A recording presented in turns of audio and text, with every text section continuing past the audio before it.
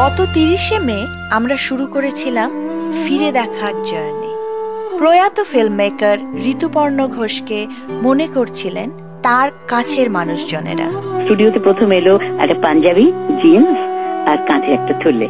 কিছু বললো সেটা তো মেঘদূতের মতো। আমরা মেঘদূত না, তোর মেঘদূত।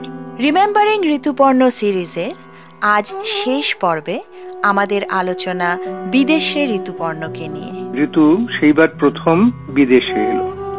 ঋতুর একটা খুব স্বাভাবিক ক্ষমতা ছিল মানুষজনকে খুব কাছে টেনে নেওয়ার। ঋতুপর্ণের প্রথম বিদেশের ফিল্ম ফেস্টিভ্যাল বার্লিনে। সেই সময়ে আমাদের ফিরিয়ে নিয়ে যাচ্ছেন বিশিষ্ট সাংবাদিক পঙ্কজ চট্টোপাধ্যায়, 40 বছর ধরে যিনি বার্লিনের বাসিন্দা। প্রথম আলাপেই ওই আপনি ঠাম্মির মধ্যে নয় তুমি করে কথা বলতো, পঙ্কজদা বলতো আমাকে।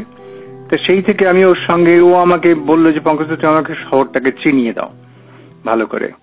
তো ঠিক আছে, আমি বার্লিন শহর ওকে দেখালাম। ওর অনেক বিষয়ে উৎসাহ, থিয়েটার, এসবের জায়গা। তারপর বাবেলসবার্গের একটা এখানকার বড় স্টুডিও আছে সেখানে। পঙ্কজ তার মনে পড়ে গেল এক মজার ঘটনা। বার্লিনের ফেস্টিভ্যালটা হয় শীতকালে, ফেব্রুয়ারি মাসে। তখন এখানে বেশ ঠান্ডা থাকে, বেশ ভালোই ঠান্ডা। তবে সেবারে অবশ্য অতটা ভীষণ ঠান্ডা পড়েনি, মানে জিরোর নিচে যায়নি। যার ফলে মোটামুটি ছিল ওইখানেই চটি পরে ঘুরে বেড়াতো, কোলাপুরে একটা চটি পরে ঘুরতো। আমি বলতাম তোমার ঠান্ডা লেগে যাবে, এরকম ভাবে ঘুরো না। বলো না আমার ঠান্ডা লাগে না, আমি চটি পরেই আমি কমফোর্টেবল ফিল করছি। এবং সবচেয়ে মজার কথা যে ওর হয়তো ঠান্ডা লাগতো না বা ঠান্ডাটাকে ও মানতো না, কিন্তু ওকে যারা দেখতো, জার্মানরা দেখে অবাক হয়ে যেত যে সারা সুন্দর জামা কাপড় পরে ঘুরছে একটি মানে প্রায় রাজপুত্রের মতন ছেলে, আর তার পায়ে চটি, খালি পা। এরা দেখি শিউরে উঠতো, বলতো তোমার ঠান্ডা লাগছে না। যাকেই যার সঙ্গে দেখা হচ্ছে সেই বলছে। তো সেটা আমার বেশ মনে আছে প্রথমবার। আর তারপর রোজ সকালের সময় গল্প করতো, কাল বাবাকে একটা চিঠি লিখলাম। ও প্রতিদিন ওর বাবাকে চিঠি লিখতো। বাবার সঙ্গে খুব ভালো যোগাযোগ ছিল। উনিও তো তথ্যচিত্র করতেন, মানে চলচ্চিত্রকার, এবং নিজে ছবিও আঁকতেন। তো এখানকার পুরোপুরি বিবরণ দিয়েও পাঠাতো আমাকে, মাঝে মধ্যে পড়েও শোনাতো সেই চিঠিগুলো। ঋতুদার বিদেশ সফরের সঙ্গী হিসেবে সাংবাদিক গৌতম ভট্টাচার্যের মনে হয়েছে, ঋতুপর্ণকে আমার বরাবরই মনে হতো যে কলকাতায়, দক্ষিণ কলকাতায়, পুরনো কলকাতার নানা নস্টালজিয়ার মধ্যে ও যতটা স্বচ্ছন্দ, আমার বিদেশে হয়ে কখনো ততটা লাগেনি। যদিও ও দাবি করতো যে বিদেশে ইকুয়ালি স্বচ্ছন্দ, আমার মনে হয়নি। আমার বারবার প্রবাসী ওকে দেখে মনে হয়েছে যে কোথাও বাঙালিত্বর যে সিম কার্ডটা সেটাই ক্যারি করছে। আমরা সবাই যখন বিদেশে যাই তখন দেশের সিম কার্ডটাকে চেঞ্জ করে একটা এয়ারপোর্টে অন্য সিম কার্ড ভরে নিই, বা হোটেলে গিয়ে অন্য সিম কার্ড ভরে নিই যেখানে সেই দেশের সিম কার্ড থাকে। ঋতুপর্ণ কোথাও যেন অদৃশ্যভাবে কলকাতা এবং বাঙালিয়ানার সিম কার্ডটাই আজীবন বহন করত।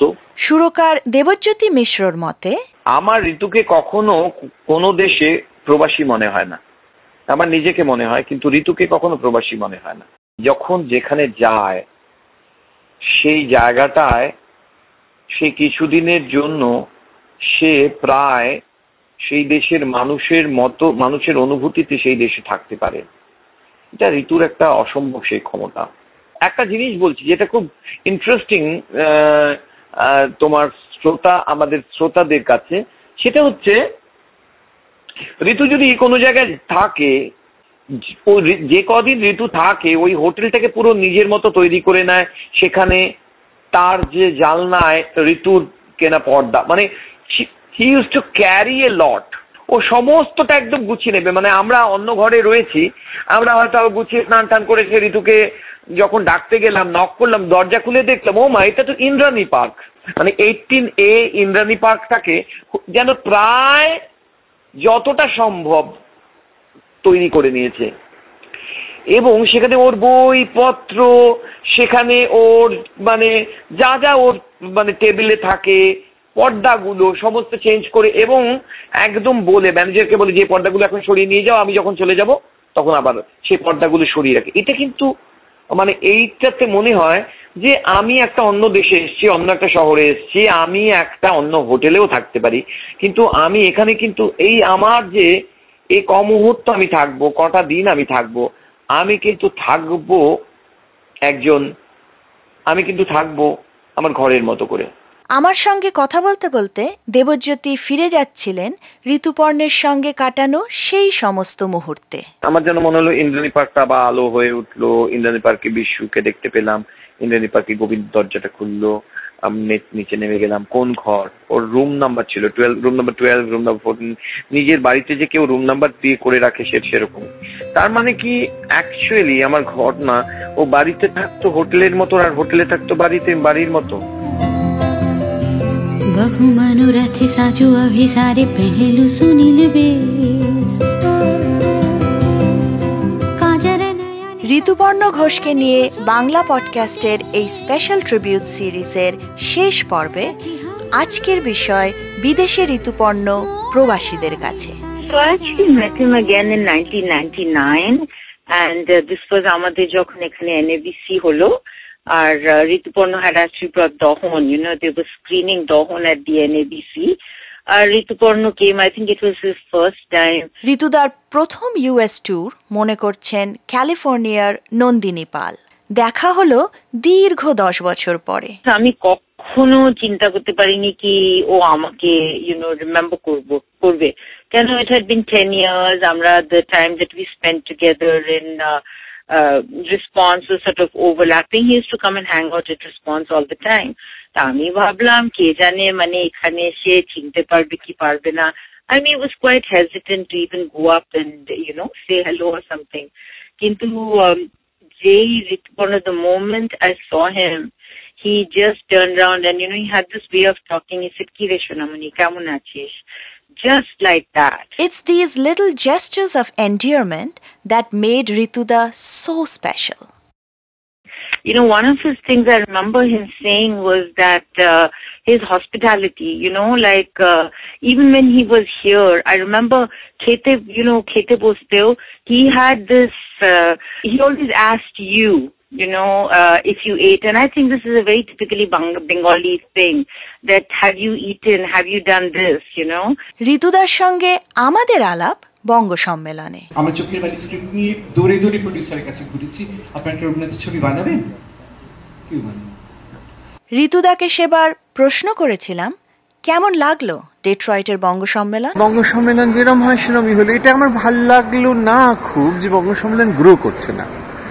একরকমই একটাই প্যাটার্ন আমি যখন থেকে আসছি সেটাই দেখতে পাচ্ছি, এবং সেটার মধ্যে মানে যে একটা জাস্ট জলসা করে জমিয়ে দেওয়া, এটার বাইরেও যে একটা খুব মিনিংফুল এন্টারটেনমেন্ট হতে পারে, সেটাকে যে খুব হাই আর্ট এন্টারটেনমেন্ট না হয়েও পপুলার এন্টারটেনমেন্টেরও যে একটা অন্য জায়গা আছে, সেটা আমার মনে হলো একটু মানে যেমন টেলিফিল্ম এখন একটা খুব ইম্পর্টেন্ট জায়গায়, বাঙালির কালচার একটা খুব ইম্পর্টেন্ট জায়গায়, সেখানটার একটা টেলিফিল্ম রেপ্রেজেন্টেশন থাকলে বোধহয় ভালো হতো।